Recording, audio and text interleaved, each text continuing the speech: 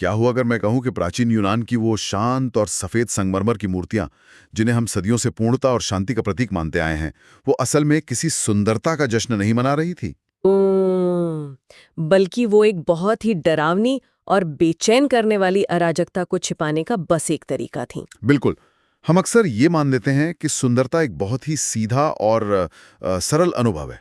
मतलब कोई चीज अच्छी दिखी और बस वो सुंदर है। हाँ, पर आज की इस चर्चा में हम इस परिभाषा को पूरी तरह से तोड़ने वाले हैं। सही कहा। आज का हमारा एक गहन अध्ययन उम्बर्टो इको की बेहद प्रतिष्ठित किताब on beauty a history of a western idea के पन्नों पर आधारित है। और ये किताब सच में बहुत ही कमाल की है। बिल्कुल है। और आज हमारा मिशन केवल ये जानना नहीं है कि सुंदर क्या दिखता है, बल्कि उस पूरी यात्रा को समझना है कि पश्चिमी सभ्यता ने सुंदरता को किन पैमानों पर मापा है, जिसमें गणित के जटिल सूत्र भी शामिल हैं और गहरा दर्शन भी। हाँ। और जैसा कि मैंने शुरू में कहा, एक खतरनाक अराजकता भी है। हाँ। ठीक है, तो चलिए इसे समझते हैं। यहाँ सबसे आकर्षक बात यह है कि उम्बर्टो इको अपनी किताब के शुरुआत में ही इस भ्रम को तोड़ देते हैं कि सुंदरता कोई पत्थर की लकीर है। मतलब ये हमेशा एक जैसी नहीं रहती है ना? एकदम सही। सुंदरता का विचार कभी भी स्थिर नहीं रहा। यह समय, संस्कृति और समाज के साथ लगातार बदलता रहता है। तो जिसे एक दौर में सुंदर माना गया, वो शायद दूसरे दौर में अजीब लगे। बिल्कुल। इसे आप बहुत ही सरल भाषा में ऐसे समझ सकते हैं कि एक दौर में जिसे सुंदरता का चरम माना गया, संभव है कि दूसरी संस्कृति के लोग उसे समझ ही ना पाएं। ये तो बहुत ही तार्किक बात है। लेकिन इको ने इसके दस्तावेजीकरण पर भी कुछ कहा है ना? हाँ, इतिहास को खंगालते हुए इको एक बहुत ही व्यावहारिक समस्या की ओर इशारा करती हैं। वो पूछती हैं कि इतिहास में सुंदरता का दस्तावेजीकरण मुख्य रूप से कला के माध्यम से ही क्यों हुआ है। अच्छा, मतलब मूर्तियों और चित्रों के जरिए ही क्यों? हाँ, क्योंकि आम लोगों ने, जैसे किसानों, मजदूरों या व्यापारियों ने, अपने विचार कभी लिखकर नहीं छोड़े। ओहो, मतलब उन्होंने ये नहीं बताया कि जब वो कोई खूबसूरत पहाड़ देखते थे तो उन्हें कैसा लगता था? बिल्कुल नहीं। हम इतिहास को केवल उन गिने चुने लोगों की आंखों से देख रहे हैं जिनके हाथ में छेनी या पेंट ब्रश था। ये तो एक तरह का फिल्टर है यार, जिससे होकर इतिहास हम तक पहुंचा है। सही बात है। लेकिन एको ने अपनी किताब में सुंदर और अच्छा के बीच एक बहुत ही स्पष्ट लकीर खींची है। मुझे इस पर थोड़ा संदेह है। क्या सुंदर होने का मतलब हमेशा उस चीज को हासिल करने की इच्छा से नहीं जुड़ा होता? ये बहुत ही स्वाभाविक सोच है जो कोई भी सोच सकता है। मतलब इंसान की फितरत तो यही है ना कि जो अच्छा लगता है उसे वो पाना चाहता है। इको यहीं पर एक बहुत ही बारीक अंतर स्पष्ट करते हैं। हम रोजमर्रा की जिंदगी में उस चीज को अच्छा मानते हैं जो हमारी किसी इच्छा को पूरा करती है। जैसे कि भूख लगी हो तो खाना अच्छा लगता है। एकदम सही।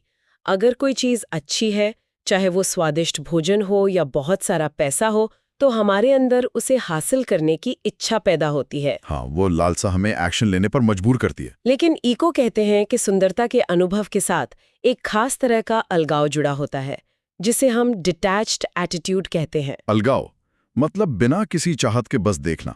ये कैसे संभव है? मैं एक उदाहरण से समझाती हूँ।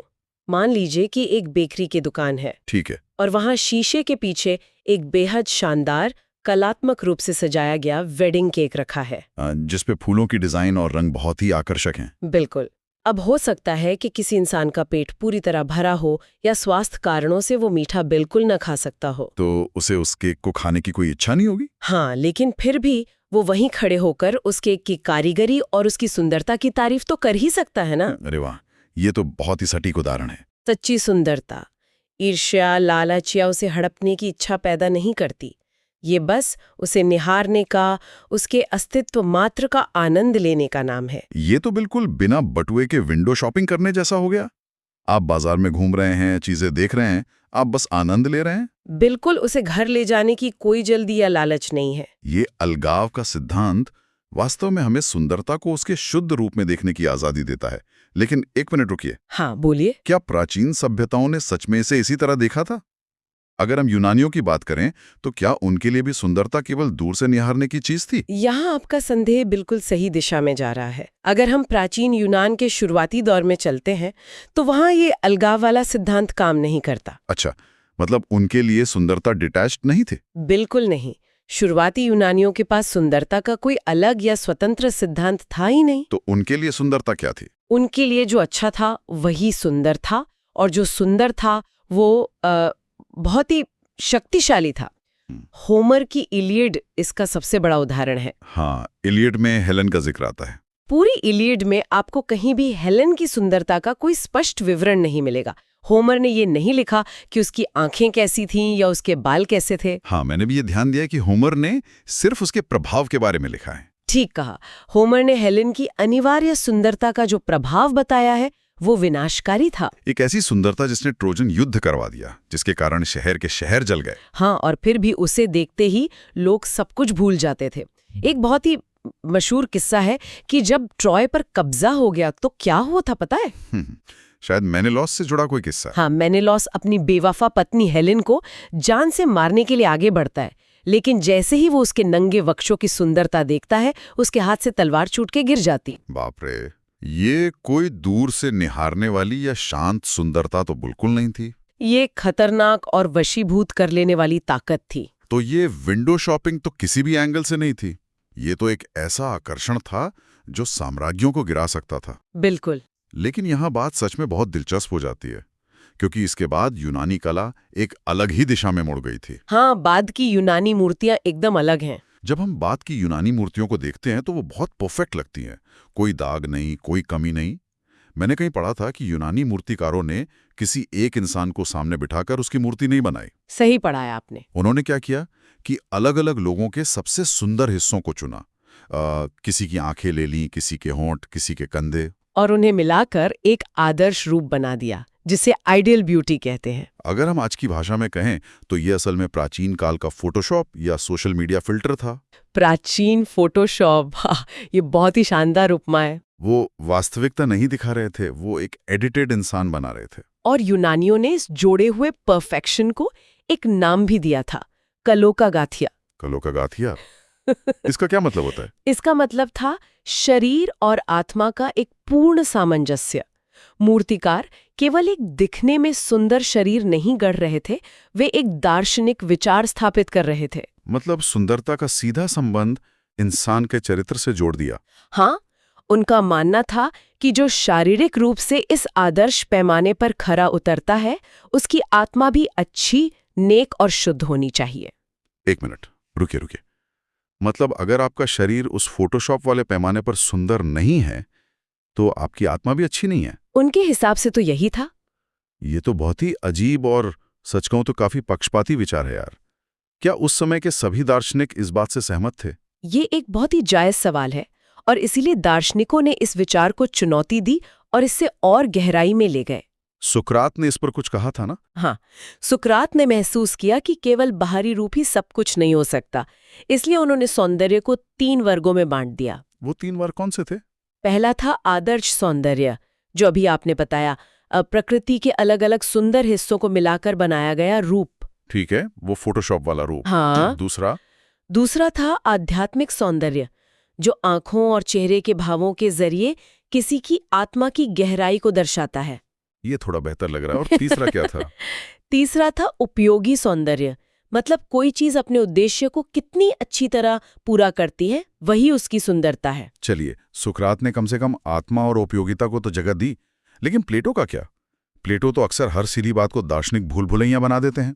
प्लेटो ने तो इस पूरी बहस को ही पलट कर रख दिया था। उनका मानना था कि ये जो भौतिक शरीर है, ये असल में एक अंधेरी गुफा है। अंधेरी गुफा? शरीर को गुफा क्यों कह रहे थे वो? क्योंकि वो मानते थे कि ये एक ऐसी जेल है जो हमारी असली और अमर आत्मा को कैद करके रखती है। तो मतलब प्लेटो के लिए शरीर सुंदर हो ही नहीं सकता? उनके लिए सच्ची सुंदरता इस दुनिया की भौतिक चीजों या शरीरों में हो ही नहीं सकती। प्लेटो के अनुसार जो सुंदरता हम अपनी आंखों से देखते हैं, वो असली सुंदरता की केवल एक धुंधली सी और खराब नकल है।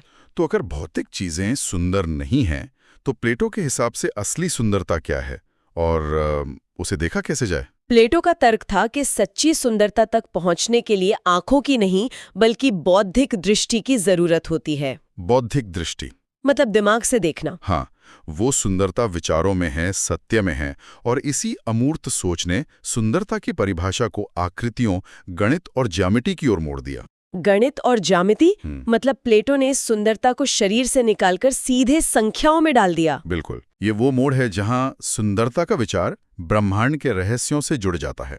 यूनानियों ने सिर्फ आदर्श रूप की कल्पना ही नहीं की, उन्होंने बाकायदा इसका एक फॉर्मूला खोज निकाला। और इस क्रांति के पीछे जो सबसे बड़ा नाम है वो है पाइथागोरस। हम सब ने स्कूल में पाइथागोरस थ्योरम तो पढ़ी ही है। हाँ, लेकिन उनका असली प्रभाव इससे कहीं ज्यादा गहरा था। पाइथागोरस का स्पष्ट मानना था कि ब्रह्मांड में हर चीज का मूल आधार केवल एक है, और वो है संख्या। मतलब नंबर्स ही सब कुछ हैं। उनके अनुसार दुनिया में कोई भी चीज इसलिए मौजूद है और काम कर रही है क्योंकि वो एक क्रम में है, और वो क्रम गणितीय नियमों पर टिका है। इस पर इको की किताब में एक बहुत ही मशहूर कहानी भी है ना, वो लोहार वाली। हाँ, इको की किताब में पाइथागोरस से जुड़ा ये बहुत ही आकर्षक किस्सा है। एक सुबह पाइथागोरस एक लोहार की दुकान के पास से गुजर रहे थे और उन्होंने वहां हथौड़ों की आवाज सुनी। उन्होंने ध्यान दिया कि जब लोहार के अलग अलग वजन के हथौड़े निहाई पर टकराते हैं तो उनसे अलग अलग आवाजें निकलती हैं। और मैं शर्त लगा सकता हूं कि उन्होंने वहां सिर्फ शोर नहीं सुना होगा, आम लोग तो बस ठक ठक सुनते। एकदम सही पकड़ा आपने। उन्होंने महसूस किया कि उन आवाजों के बीच एक अजीब सा संबंध है। उन्होंने उन हथौड़ों का वजन किया। हथौड़ों का वजन, और क्या मिला उन्हें?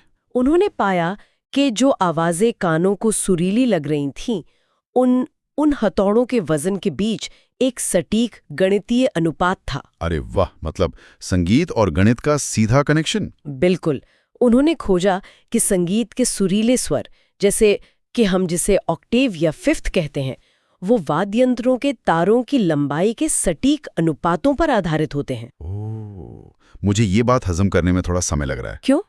मतलब आप कह रहे हैं कि संगीत में कोई जादू नहीं है। मोजार्ट या तानसेन जो संगीत बना रहे थे, वो कोई रहस्यमयी भावना नहीं, बल्कि बस हवा में तैरता हुआ शुद्ध गणित है। हाँ, तकनीकी रूप से तो यही है। यार, ये तो कला से सारी भावनाएं छीन लेने जैसा लगता है। पहली नजर में ये नीरस लग सकता है, लेकिन पाइथागोरस के लिए ये जादू से भी बड़ा था। वो कैसे? उनके लिए अगर अनुपात सही है तो संगीत सुरीला होगा, और अगर अनुपात बिगड़ा तो बेसुरापन आ जाएगा। संगीत आत्मा को इसलिए छूता है क्योंकि हमारी आत्मा भी उसी गणितीय हार्मनी से बनी है। अच्छा, तो हम भी उसी गणित के हिस्से हैं। और अगर हम इसे व्यापक परिप्रेक्ष्य से जोड़ें तो ये विचार केवल संगीत तक सीमित नहीं रहा। वास्तुकला में भी ये संगीतमय अनुपात लागू किए गए। इमारतों में भी? हाँ, ग्रीक मंदिरों जैसे एथेंस के पार्थेनॉन का निर्माण इसी आधार पर हुआ था। स्तंभों के बीच की दूरी, उनकी ऊंचाई, छत का ढलान, सब कुछ गणितीय और ज्यामितीय पूर्णता पर आधारित था। मतलब मंदिर एक तरह का जमा हुआ संगीत था। बिल्कुल। यूनानियों के लिए टेट्रैक्टिस पूर्णता का सबसे बड़ा प्रतीक था। एक मिनट, टेट्रैक्टिस ये क्या है? सुनने में किसी साइंस फिक्शन फिल्म का गैजेट लगता है। अरे नहीं, टेट्रैक्टिस असल में पहले 4 नंबरों का योग है, 1, 2, 3 और 4, जो मिलकर 10 बनाता है। अच्छा, 1 से 4 तक का जोड़। लेकिन इसमें इतना खास क्या था? ये सिर्फ एक जोड़ नहीं था। उनके लिए 1 का मतलब था एक बिंदु, 2 का मतलब था एक रेखा, 3 का मतलब था एक सतह जैसे त्रिकोण, और 4 का मतलब 3D आकार होगा। बिल्कुल सही, 4 का मतलब था एक सॉलिड स्पेस। यानी इन 4 नंबरों में शून्य से लेकर पूरे ब्रह्मांड के निर्माण का रहस्य छिपा था। ओहो, इसलिए 10 उनके लिए ब्रह्मांडीय पूर्णता का प्रतीक बन गया। जी हाँ, गजब। इसे मैं रियलिटी का सोर्स कोड कहना चाहूंगा, जहां एक संगीतकार के वाद्य यंत्र के तार और एक वास्तुकार के मंदिर की ईंटें दोनों असल में एक ही गणितीय भाषा बोल रहे हैं। ये एक बहुत ही खूबसूरत तरीका है इसे देखने का। ब्रह्मांड का अपना एक पासवर्ड है, और जहां तक मुझे याद है ये सोर्स कोड मानव शरीर पर भी लागू किया गया था ना? हाँ बिल्कुल। पॉलीक्लेटस नाम के एक मूर्तिकार ने इसे शरीर पर लागू किया। उन्होंने भी कोई नियम बनाए थे क्या? उन्होंने द डोरीफोरस यानी भाला फेंकने वाला नाम की एक मूर्ति बनाई और उसके साथ एक नियम या कैनन स्थापित किया। इस कैनन ने तय किया कि मानव शरीर के अंगों का सटीक गणितीय अनुपात क्या होना चाहिए। तो क्या अनुपात था वो? उदाहरण के लिए पूरे शरीर की लंबाई सिर की लंबाई की 8 गुनी होनी चाहिए। चेहरा पूरे शरीर का 10वां हिस्सा होना चाहिए। बाप रे, हर उंगली हर जोड़ एक निश्चित अनुपात में बंधा हुआ था। शरीर भी एक जीती जागती इमारत की तरह था। हाँ, लेकिन यहाँ एक और बहुत दिलचस्प मोड़ आता है। बाद में यूनानियों को यह एहसास हुआ कि सिर्फ कठोर गणित हमेशा आंखों को सुंदर नहीं लगता। ऐसा क्यों? क्योंकि हमारी आंखें हमें धोखा देती हैं। इसलिए उन्होंने यूरेथियमी का विचार अपनाया। यूरेथियमी? अब ये गणित के साथ क्या छेड़छाड़ थी? इसका मतलब है कि देखने वाले की दृष्टि के अनुसार अनुपातों में बदलाव करना। मतलब पर्सपेक्टिव के हिसाब से। हाँ, मान लीजिए एक मूर्ति बहुत ऊंचाई पर किसी मंदिर के ऊपर रखी है। अगर वो पूरी तरह से उस पॉलीक्लिटिस वाले गणितीय अनुपात में होगी तो नीचे से देखने वाले इंसान को उस मूर्ति का सिर बहुत छोटा लगेगा। हाँ, क्योंकि वो दूर है और ऊपर है। इसलिए मूर्तिकार जानबूझकर ऊपर के हिस्सों को अनुपात से थोड़ा बड़ा बनाते थे ताकि जब कोई नीचे से देखे तो उसकी आंख को वो परफेक्ट लगे। कमाल है। मतलब वो जानते थे कि इंसान की आंखें कैसे धोखा खाती हैं, इसलिए गणित के नियमों को थोड़ा झुकाना पड़ता है ताकि वो देखने में गणितीय लगे। बिल्कुल। उन्होंने देखने वाले के अनुभव के लिए असलियत को ही बदल दिया। और ये सोच आगे बढ़ती गई।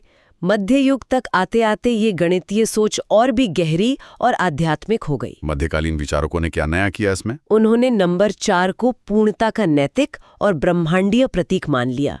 4 दिशाएं, 4 मौसम, दुनिया के 4 तत्व जैसे आग, पानी, हवा, मिट्टी और इंसान की प्रकृति के 4 प्रकार। तो गणित सिर्फ हिसाब किताब नहीं रह गया था? नहीं, उनके लिए गणित केवल इमारतें खड़ी करने या मूर्तियां बनाने का तरीका नहीं था, बल्कि ये भगवान के बनाए गए ब्रह्मांड के दिमाग को पढ़ने का एक आध्यात्मिक साधन था। यहाँ तक तो सब कुछ बहुत साफ सुथरा और सुलझावा लग रहा है।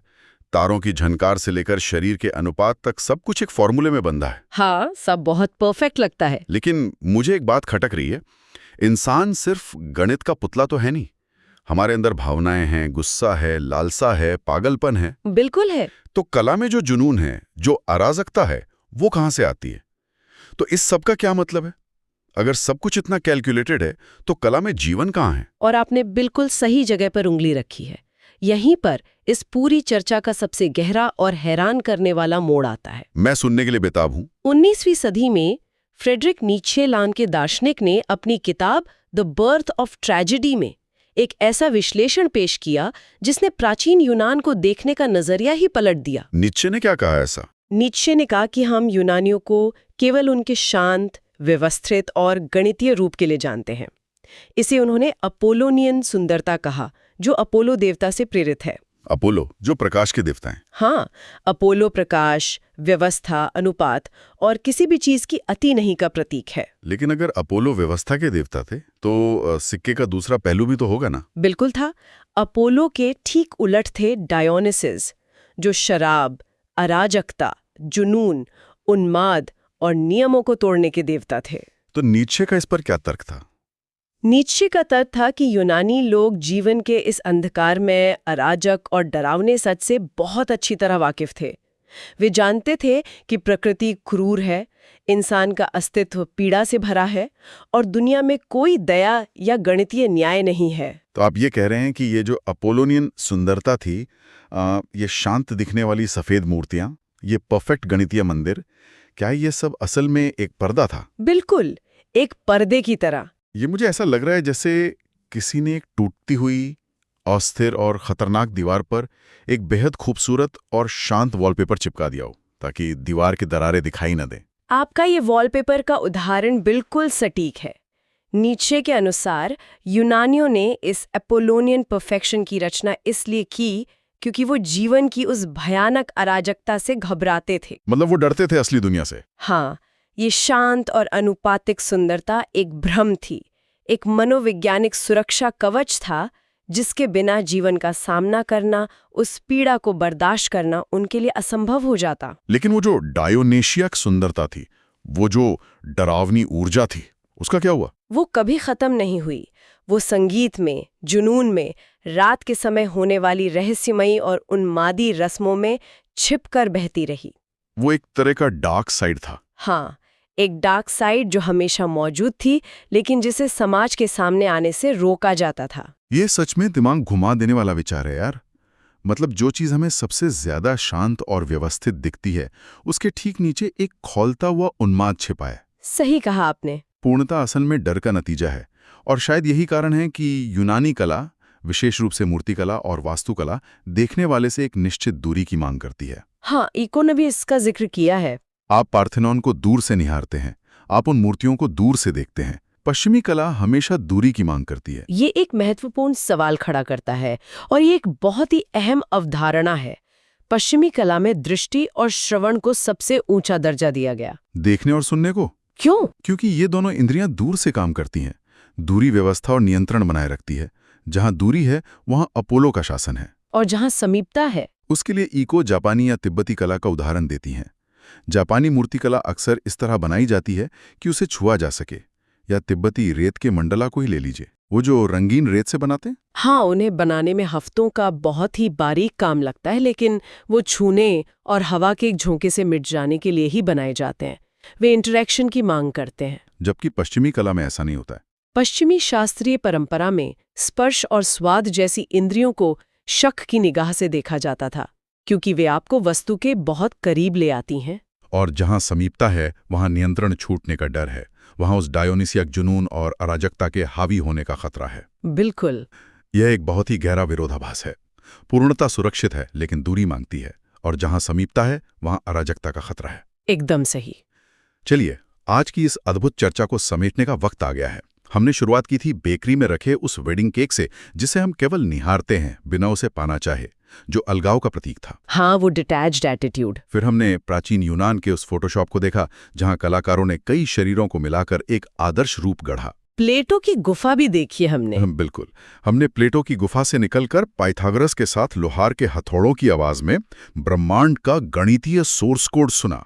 हमने जाना कि कैसे इंसानी आंख को धोखा देने के लिए गणित को भी झुकाया गया, और अंततः नीत्शे के उस भयानक सच को भी समझा। हाँ, कि इस पूरी व्यवस्थित और शांत सुंदरता के नीचे एक भयानक, अराजक और जुनूनी दुनिया धड़क रही है, जिसे छुपाने के लिए ही ये सारे नियम बनाए गए थे। श्रोताओं के लिए ये जानना बहुत जरूरी है, क्योंकि ये सारा अध्ययन हमारे दुनिया को देखने के नजरिए को हमेशा के लिए बदल देता है। बिल्कुल बदल देता है। अगली बार जब कोई भी श्रोता किसी खूबसूरत ऐतिहासिक इमारत को देखेगा या कोई सुरीला संगीत सुनेगा, तो वो केवल उसके बाहरी रूप या आवाज को नहीं सराहेगा, वो उसके पीछे काम कर रहे उस अदृश्य गणितीय अनुपात को भी महसूस कर पाएगा। और सबसे महत्वपूर्ण बात, वो उस गहरी मानवीय भावना, उस डर और उस जुनून को भी समझ पाएगा जो उन ठंडे पत्थरों और तारों के भीतर कैद है। सुंदरता केवल आंखों का सुकून नहीं है, ये इंसान के ब्रह्मांड से लड़ने और उसे समझने का एक तरीका है। बहुत ही उम्दा बात कही आप। और आज के समय में जब हम तकनीक के चरम पर हैं, तो इस विषय की प्रासंगिकता और भी ज्यादा बढ़ जाती है। वो कैसे? क्योंकि आज हम एआई के युग में जी रहे हैं। हम एआई को कुछ शब्द लिखकर देते हैं और वो पलक झपकते ही एकदम परफेक्ट और दोष रहित तस्वीर बनाकर हमारे सामने रख देता है। हाँ, एआई तो इसमें माहिर है। एआई पाइथागोरस के गणित को, अनुपातों को और रोशनी के हर नियम को हमसे कहीं बेहतर समझता है। वो अपोलोनियन परफेक्शन का असली उस्ताद है। सच में? लेकिन ये हम सबके लिए एक बहुत ही गहरे और थोड़े डरावने विचार को जन्म देता है। कैसा विचार? सोचने वाली बात यह है कि क्या वो एआई कभी डायोनिसस की उस मानवीय अराजकता, उस पीड़ा और उस अनियंत्रित जुनून को अपनी कला में ला पाएगा?